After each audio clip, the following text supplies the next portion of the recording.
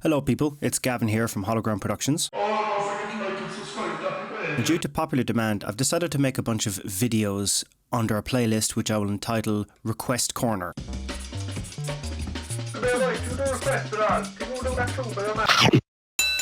And the first request is going to be DAPHNI. At least 3 people commented on my YouTube videos and said, listen, have you ever heard of DAPHNI? It's basically Caribou under a different alias, and he's doing some really interesting, quirky music. And one of them mentioned the track Carry On, which is this track here, which sounds a bit like this.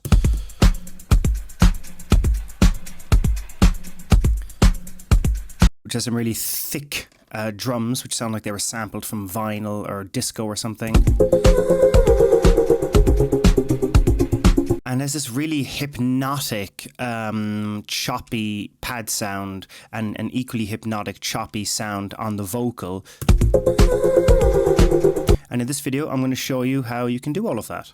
Now, the key to getting the sound right with music like this is that you have to choose the right samples, and it seems very clear to me from listening to the drums that they were sampled from vinyl. The other clue is that when you look at the audio on the EQ8, you can see loads of noise on the bottom end of the spectrum, and that's basically because it was retuned from vinyl. That's clearly vinyl needle noise. So I decided to go to a track called Welcome to the Disco by Air Power, which sounds a bit like this.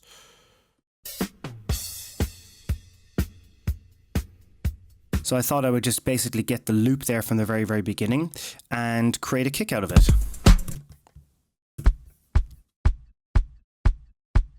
And it was originally like this. And you can see I cut the audio off everything else. But I decided I wanted it to be really, really bassy, so I tuned it down by 8 tones. And I applied a limiter, and I also applied drum bus at 100%.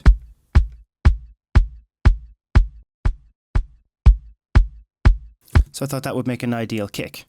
And you also need a tom underneath that, because if you listen to the original, the drums go doo-doo-cha, doo-doo-cha. So I thought I'll do the same thing.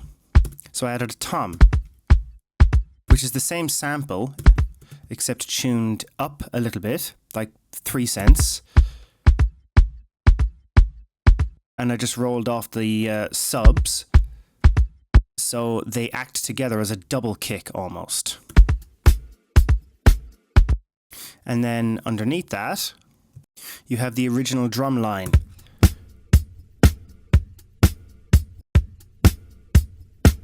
Now I had to go into this and pull the transients around a bit to get them to fit exactly right. And then I wanted to roll off the lows, and I smacked it up against the limiter because once you process this kind of audio, the dynamic range increases significantly. And it's going to sidechain to the kick also. And all of the lows are rolled off, so together you get the bases for your drums, and underneath all of that you got a vinyl loop. This is just a sample of a needle on a vinyl. And all of the lows are rolled off, and I turned up the volume. And subsequent to that, later on in the track, you've got a few other drum loops, including this loop.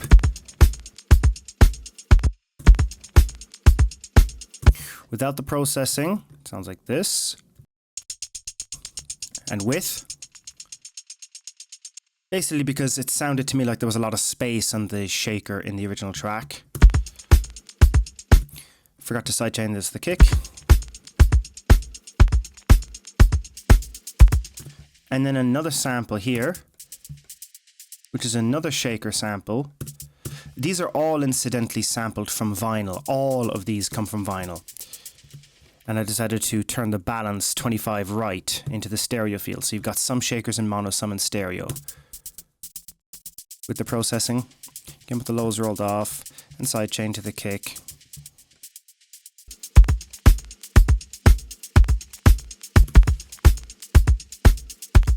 And then on the group, I have the mixed down light rack, which is basically like my fat rack, which I apply on everything, which has got some EQ, glue, all on gentle settings, but then very, very heavy saturation.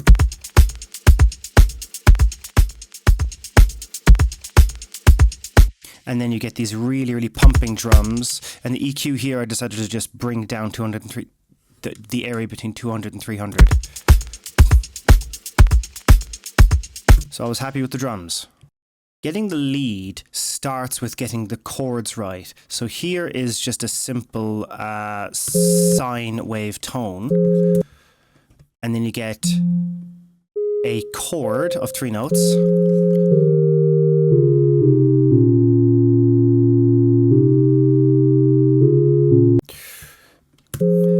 And then I turn on random note to give it a sense of width rather. And then you take those notes and you chop them up into 16ths. And then you have got to get the arc correct by pulling back the decay, making sure that there's an attack of 14 milliseconds and a decay of approximately 200 seconds. Ambience medium reverb, about 20%. Drum bus to thicken the sound. Multiband dynamics in order to compress the mids. Compress to the kick. And here is the one I made earlier. The sound is slightly different because the decay time is shorter. And that's it. The acapella is Bleeding Love by Leona Lewis. You get the tone at the very, very beginning. And you also get the tone right in the middle here. And now the effects that I put this through were significant. The first line I put it through in an audio effects rack is the dry rack, which has just a little bit of glue compressor in order to bring down the peaks. And the second one is the key, a slapback echo. This is pretty close to the preset that Ableton comes with.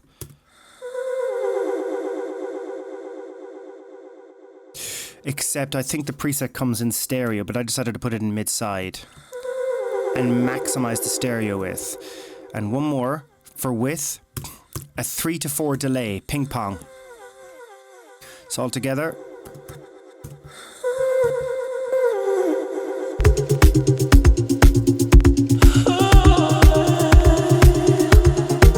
So that's how you get the hypnotic sound, which is the crucial sound of this track. Things change up about 2 minutes and a minute and a half into the track, where you can hear another Rhodes sample coming in with new sounds.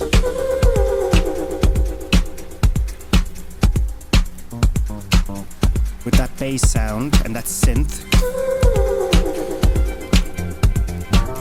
That is, guess what? It's a sample, and it comes from a track called Radio Cosmo by the 101s. Have a listen.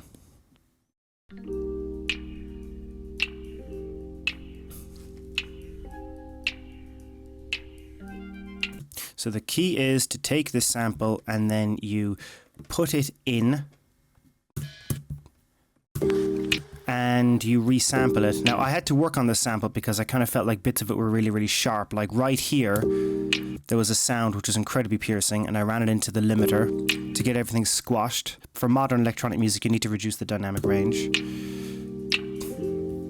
It also took a little bit of time to actually get all of this snapped to the grid, and you do need to put the time into that.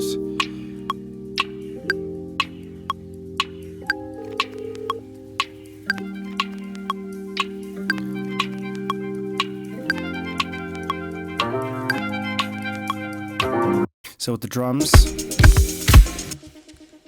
I turned off.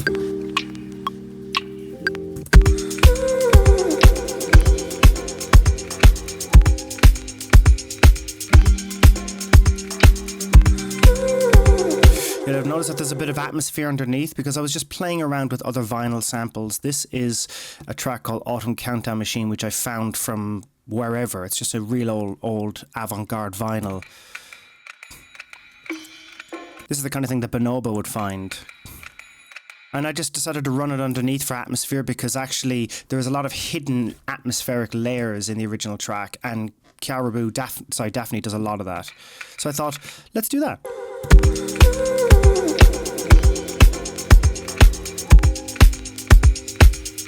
Sounds rich in texture. There's another one that comes in, because I remember in the original track there's some zappy zaniness that comes in. Zappy. No idea when God's name that was, so I just got another track on vinyl, which is another bit of avant-garde, classical, whatever, just some obscure weirdy thing.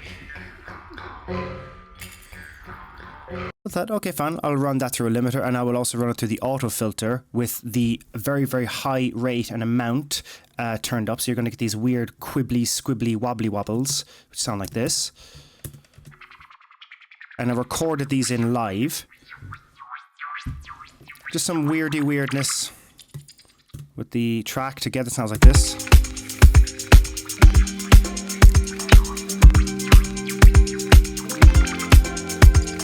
Yep, just some wibbly wobbly. Oh yeah, another atmosphere underneath. Another track. Silent Circus, Touch in the Night. Another bit of obscure vinyl. Originally sounds like this. It happened to be in the same key as the original track, and I just ran it through some slapback echo and put some auto filter underneath, so you get some melodic atmosphere underneath. And this gradually turns up in the arrangement.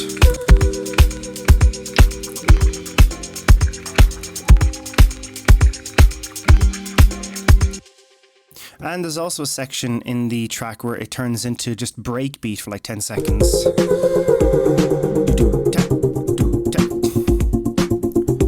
So I put the time into cutting the samples up, as you can see, to facilitate the breakbeat.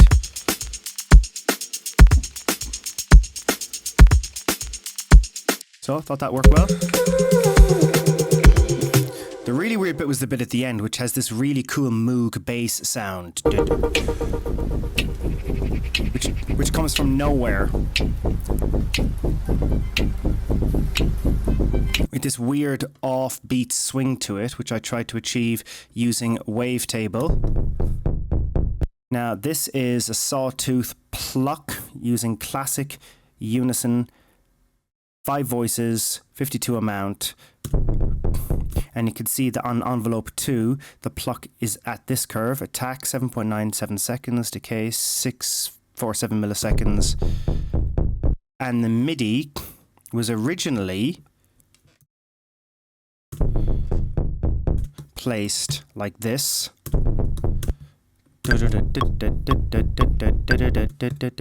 Okay. And then I just started moving things around by pushing them back to make them sound a bit lazier, and I started pushing them around to sort of humanize them, and then I ended up with this result. You can see that everything is hitting after. It's basically lazy. That lazy sound is the thing which gives it that cool swing. And it's playing along with the original 101's loop, and also another weird, obscure-y weirdy.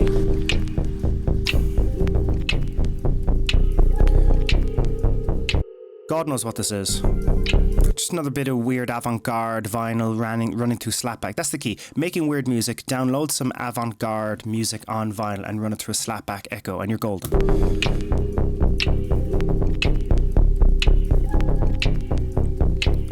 And from the beginning.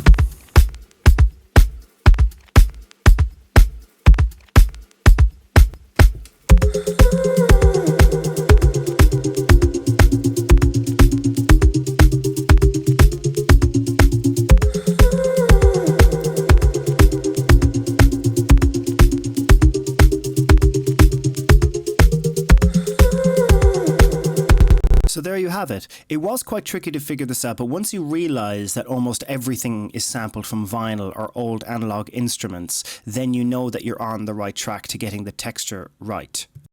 Feel free to continue to leave requests on the comments. There's a massive backlot for me to get through them, but I will do my very, very best over a long period of time to get them done. If this has tantalized you to get in touch with me for a personal tutorial or a one-on-one lesson, then please contact me at the address, which is just going from the left of the screen, suddenly up, suddenly down, and to the right of the screen, and then I will respond to you as soon as I can, and then we will get in some one-on-one time. So don't forget to hit that subscribe button and I'll see you all next time.